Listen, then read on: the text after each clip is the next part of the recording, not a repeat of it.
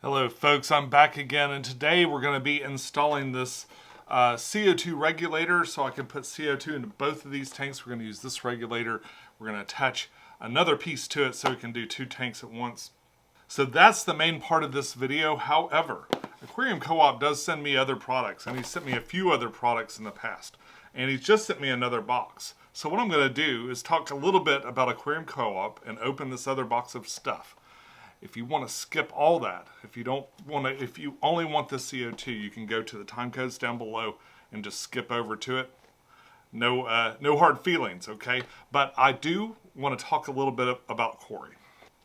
All right, so a little bit about Corey from Aquarium Co-op. I've actually done an interview with him a couple of years ago. We actually did our interview on January 6th, if you can believe it. Like, while all that mess was going on, Corey and I were doing an interview. And it went terrible. I had terrible sound. I had technical difficulties. He's like the only one that I had like terrible technical difficulties with. And I've always wanted a redo on that whole thing. But I don't know if he's up for it. I get a lot of people that send me products. I accept maybe 1% of the offers that come to me. A lot of my big major products that companies have sent me, they've just sent me out of the blue. And it didn't really ask if I wanted it or not. That's the way most of my fluval tanks, the ones that were given to me, that's the way they arrived. None of that really happens anymore. Anytime I've reached out and asked for things, people are usually pretty good about sending me stuff. But I don't like playing that game. I'm not doing that anymore. It's really easy. Like when you look at my channel and stuff, products like specific products have driven a lot of the views for my channel, and it's really easy for me to just kind of lean into that and kind of go for it. But I don't really want to do that, or at least I don't want to do that anymore that I have already. So one of the things I learned in my interview with Corey is that they do a lot of research. Of course, they're buying things that were made by other people and rebranding them a bit with their own logos and stuff, and then selling them. That's the way most things are produced. He seems to go quite a bit further, though, in that he does sort of an extensive product testing before he slaps his logo on it. And because of that, you're not going to get a whole lot of crap out of there. Now, your mileage may vary. I can't vouch for every single product that I've gotten from Corey or that he sells at all, but I can tell you this. He profits more than most and stands to lose more than most if he puts out shitty products. So I have a great deal of confidence that the stuff that he's putting out is at least been tested quite a bit and isn't just like anything that comes across. He's probably picking the better stuff and in some cases made improvements to things. So that's something to consider. Another thing is I usually like to buy things in my local fish store. I much prefer that to mail order just because it helps keep the local fishing or fish industry alive. Not fishing industry, that's doing just fine.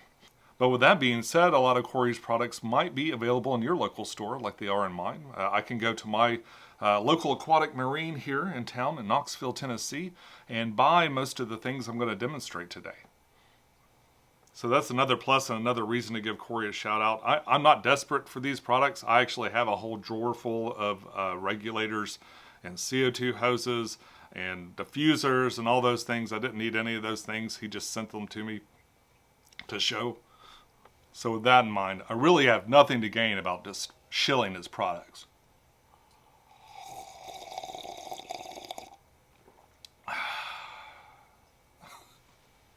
I have to say, if you're a big Aquarium Co-op fan, one cool thing I've gotten from him are the shirts. He has some really cool shirts like this. I like this one a lot. I like this other one a little bit better. Even better. Both of them really cool shirts. This is like that baseball shirt, the kind of the half sleeves. It's kind of nice when it's a little bit chilly outside. Both very, very cool shirts, and I highly recommend them. So let's get on to this box here. So he sent me this box. I didn't ask for it. I have looked inside.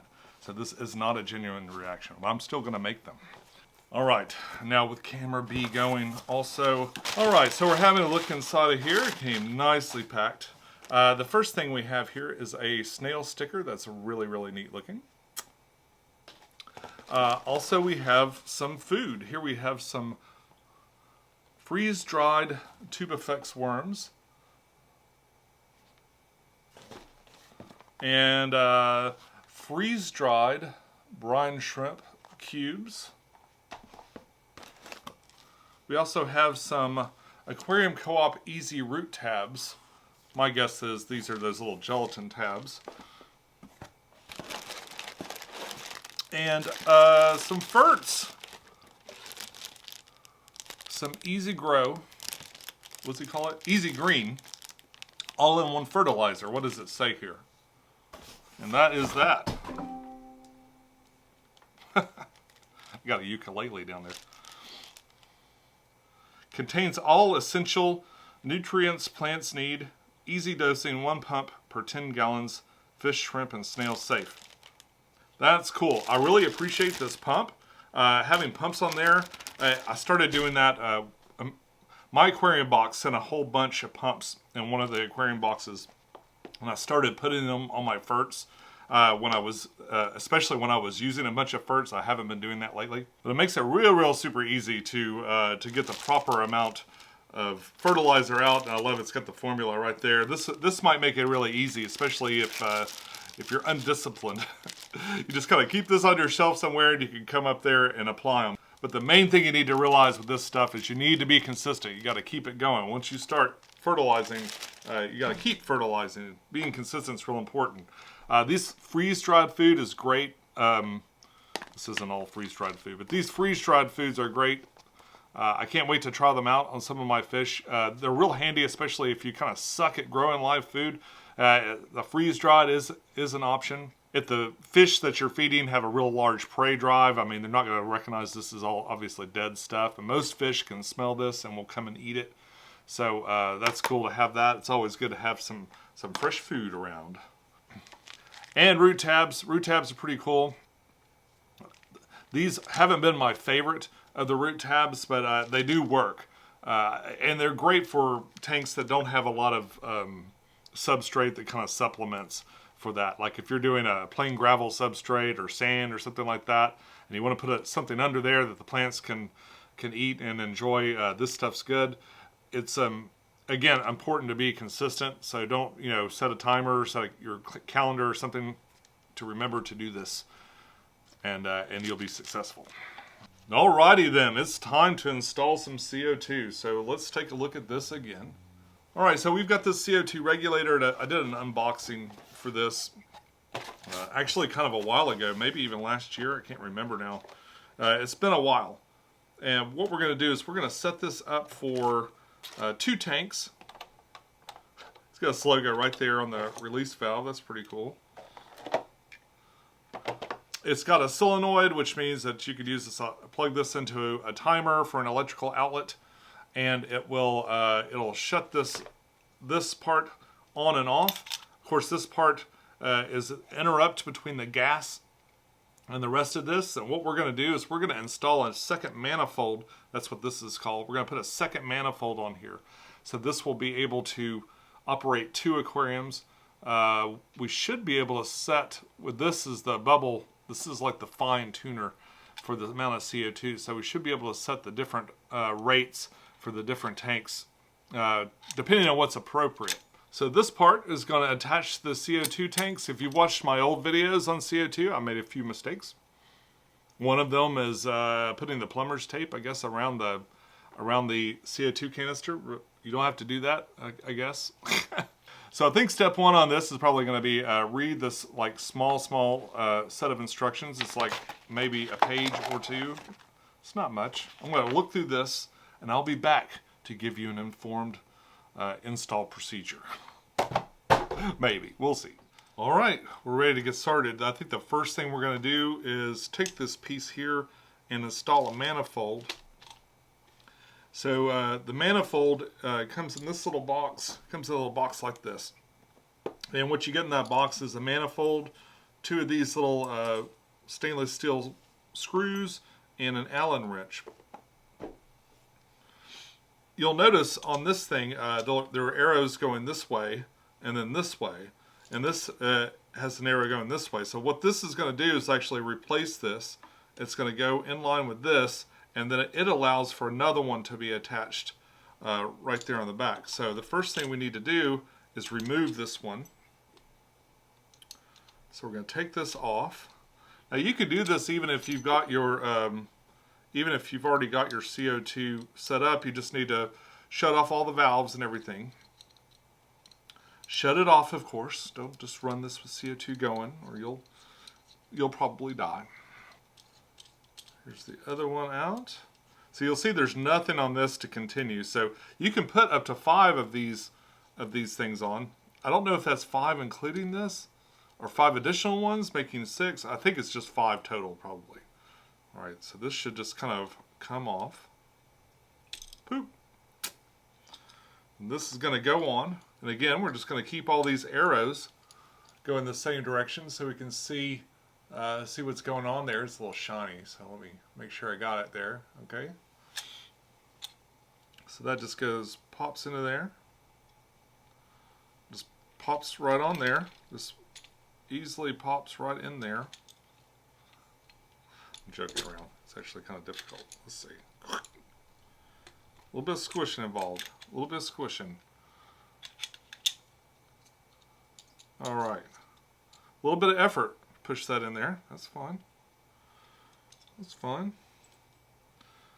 And it looks like these things have, so it looks like these little screws have holes in the top. So possibly, if my theory is correct, you just screw the next one into that. So we're going to go ahead and put these back in. These are the same ones that just pulled out, but they look identical to the other set that came with this thing, so I don't guess that matters. Let's get those back in there. Go ahead and put this on next. Boop. While I'm at it, I'm going to take these dials, and this is nice, by the way. So it's got dials to show you which direction is off. And I appreciate that. So I'm making sure both of these are off before I do anything else. Okay. Got this one sort of squeezed on. That one's squeezed on a little easier. It's fine. Sure as everything's fine. And we've got the screws in, and we're just like we did last time, we're going to put that on.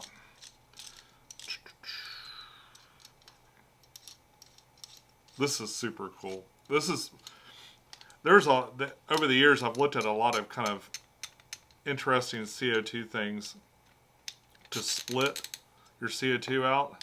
I like this though. Modular, interesting, real simple. Hopefully I've got room for the way this attaches. So it's going to attach like this, which is a little different. A lot of times they'll attach off the back here, so it'll like be more like this, and you can deal with it. So this is going to be sticking out a little bit further. Okay, so the next thing we want to do with this is we're going to take a look. We're going to take a look under here. It came with these gaskets. These gaskets are for these things. And another thing that's interesting about this particular thing is these have built-in check valves. So they say you don't have to put in a check valve after this. You can, and they have instructions for that, but you don't have to. Now it looks like there's a gasket there already, and there's nothing in here. I'm going to make sure these are on here tight. So we're going to do two things while these are off. We're going to install hoses onto the ends of these things, and we're going to put some water in this. Now these are bubble counters. You'll be able to make a fine adjustment right here. And the bubbles coming up will kind of indicate how much CO2 is passing through the system. There's kind of two ways to do this. So you can use aquarium water to put in here, but it will eventually evaporate. And so for that reason, a lot of times the instructions and many other people will encourage you to use mineral water.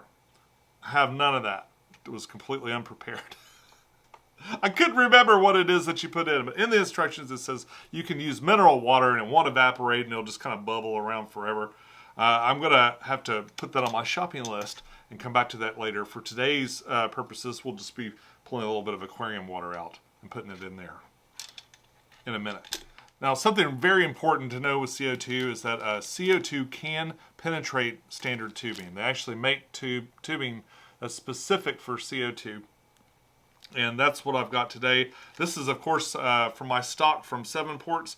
These are both brand new. There's green and I'm sure Corey sells this too. I don't remember if some came with this regulator or not. I didn't see it. So I've ran back into my stock, and 7ports at some point has sent me a whole bunch of this stuff. So this is from the same, I pulled it out of the packaging, but it's the same thing.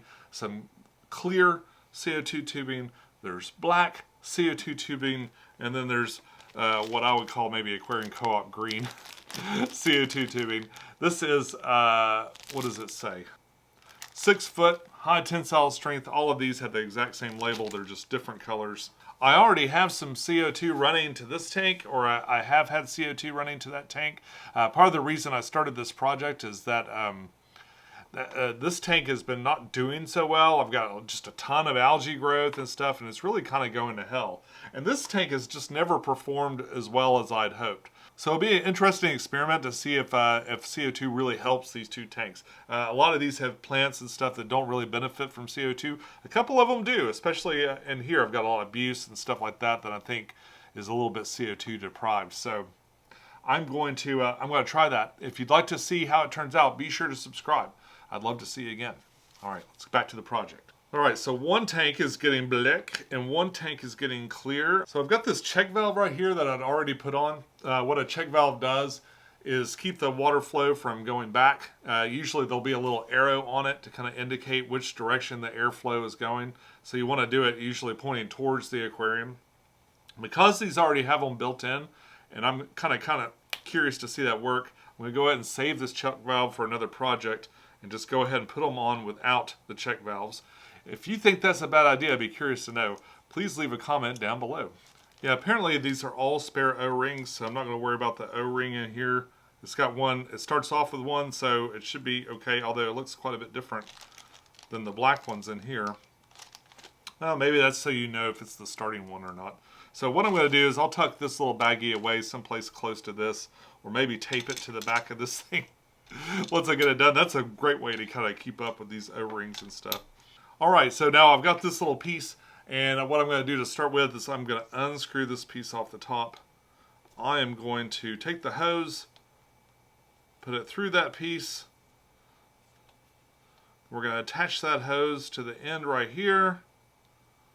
I'm going to slide this down and then just screw it down. And that is how you easily attach a hose. Ta-da! Do the same thing with a clear one. So now I got my two hoses. They're ready to go to the different tanks. They're both 6 foot long, so I guess it just doesn't matter where I put those. I'm going to set this aside too, but this is going to plug into this cord right here and go into a timer. So I'll have to set up a separate timer someplace to set up for the solenoid. But for now, I'm going to kind of just put that aside. I'm kind of skipping in the instructions a little bit because like the first thing I wanted you to do was attach it to the canister. But I wanted to make sure I do all this demonstration while I have the table and stuff ready. So the canister is going to go on here. You want to make sure that this is loose, but not too loose. This will unscrew all the way and come off of the thing if you screw it too much. So you don't want it to be tightened down or anything. You want it to be kind of loose on here, but not so loose it's going to come off. So this is where you work the working pressure right here. We'll take care of that in a second. All right, so we got our canister. My local fish store now fills these up, which is super handy. The aquarium fills up CO2. Boy, that saves me a lot of time. We got it on here. So what I like to do is I'll take it and I'll tilt it a little bit. And as I tighten it down, it's going to move. Like I said, if you looked at my past videos, a lot of times, I think at least once, I recommended plumber's tape and just got eviscerated for it in the comments. So you guys are really good about letting me know when I say the wrong thing. And I think that was just like an assumption I made too, so that's fine. If I'm wrong, I want to know. I'm going to give this a little bit of a tightening beyond finger tight, just because if you've watched my videos before, you know I'm paranoid and scared to death of pressurized gas. Okay, so off camera, what I'm going to do is I'm going to fill up these little tanks. I'm going to cap them off I'm going to run these tubes into the different aquariums, and then we'll talk a little bit about the other end of CO2. Okay, on this tank, on the 20-gallon side, I'm going to use this Neo diffuser. And it is, it looks super fancy, but this is actually plastic, I believe. It's a real flexible. It's got these little suction cups that kind of work their way down in here. I'm wanting to say this maybe came with the stuff that Corey sent me before, but I can't remember. It also includes this little thing, this little U-joint, especially in tanks that don't have a frame. This one does have a frame, but in tanks like that, you can use it to kind of put in here and keep that CO2 line from getting pinched off. Because sometimes when it kind of goes around something, it'll get pinched off. It looks like I could actually, this is flexible enough, I could probably use it even on this rimmed tank. So that's kind of interesting. It won't go all the way down, but it will maybe make it a little bit easier to do the CO2 in here. So let's try that. So I'm going to take a small portion off the end of this. I'm going to put one of them on here.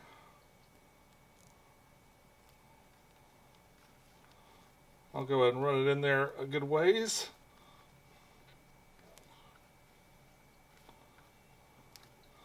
And I'll put the other one on this side. You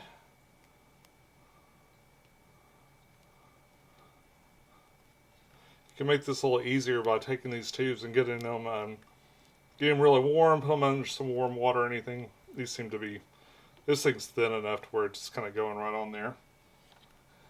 And this side that's going into the aquarium, we're going to put it just into the end of this thing.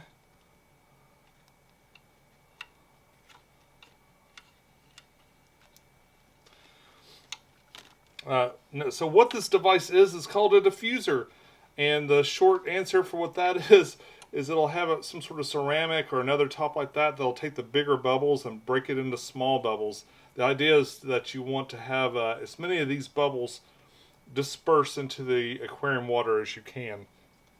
Alright, so we're going to stick this in the back of the tank at a really low point, and I like to stick it right next to kind of the sponge filter on the side, and hopefully it sucks some of those bubbles into it too. So it seems to work really well back there. It's nice and hidden in the back. So I'm just going to slide that all the way in the bottom here.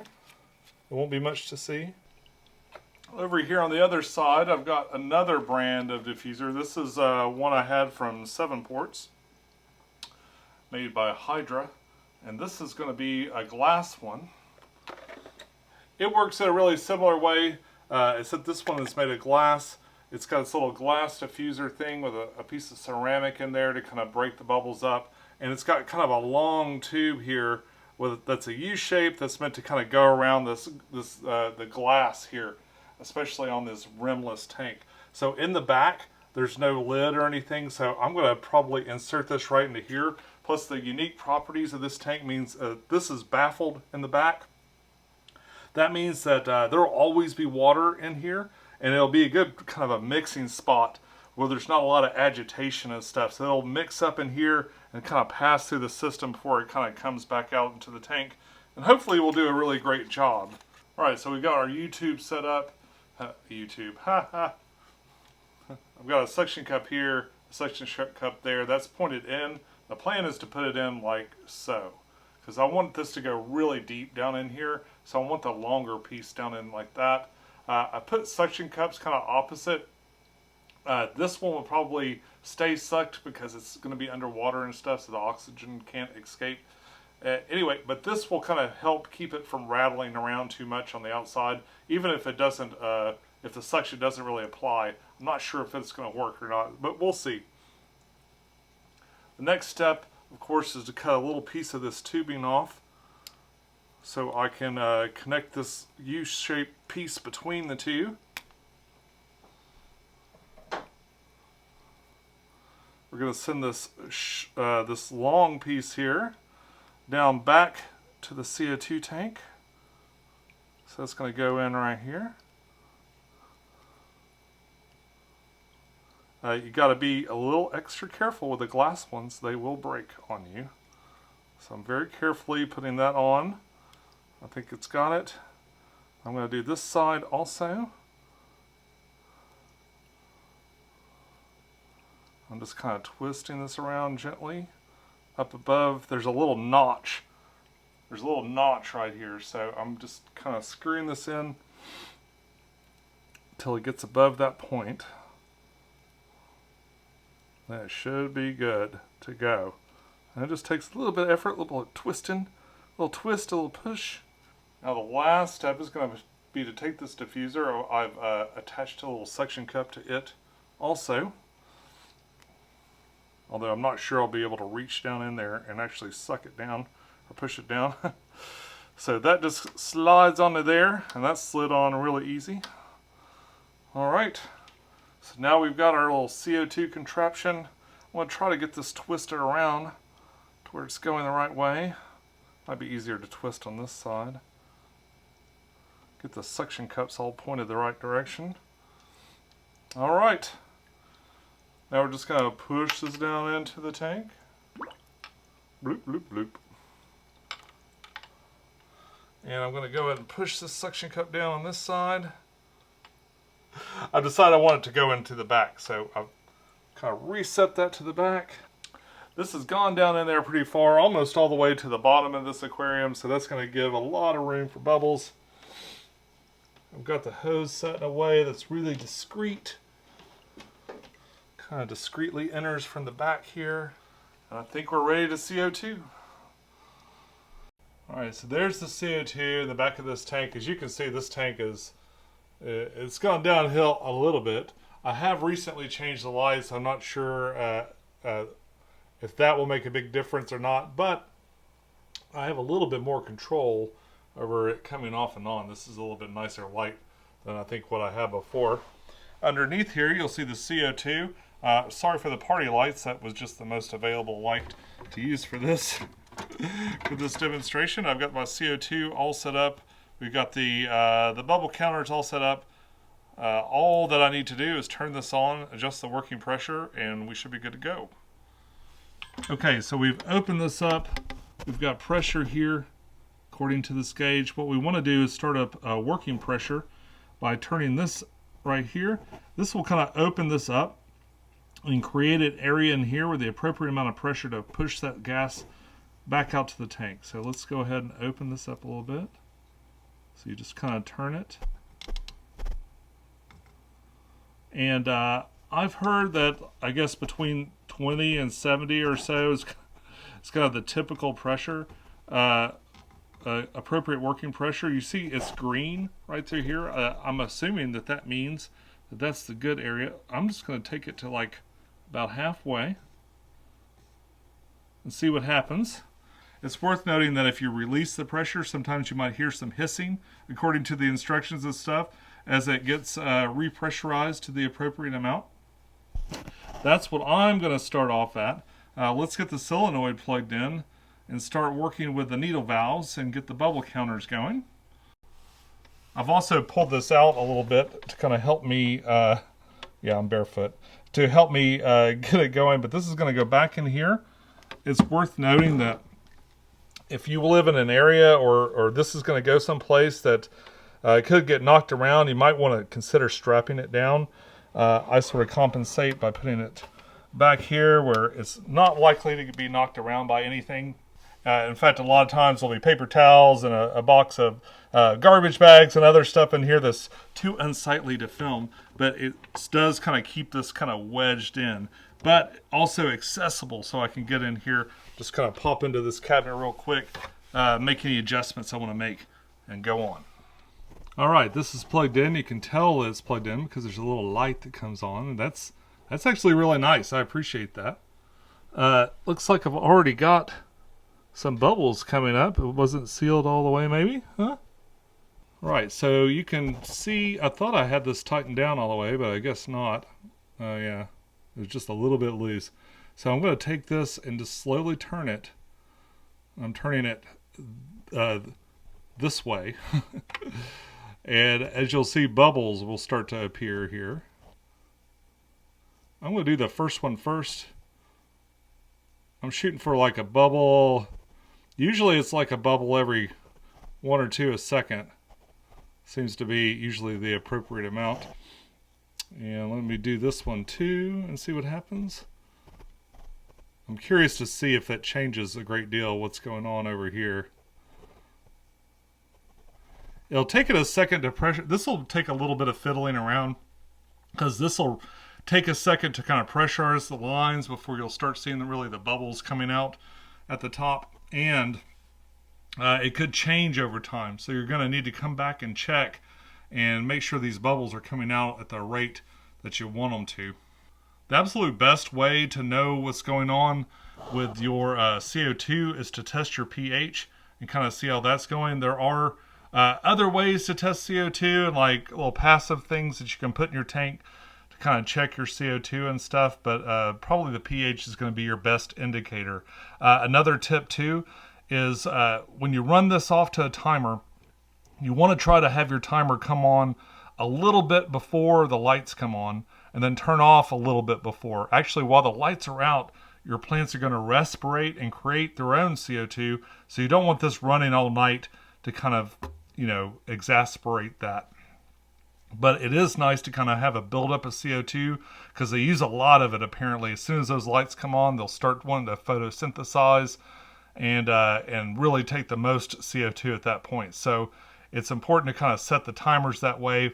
If you don't have another timer or you're kind of short on sockets, you can plug one of these in. In fact, what I did a lot of times is I would have this plug in and just kind of come on with the lights. So when the lights come on, the CO2 comes on, and when the lights go off, the CO2 goes off. That's less than ideal, but it does work just fine. All right, so let's let this pressurize, and then we'll see what kind of bubbles we're getting out of the different tanks.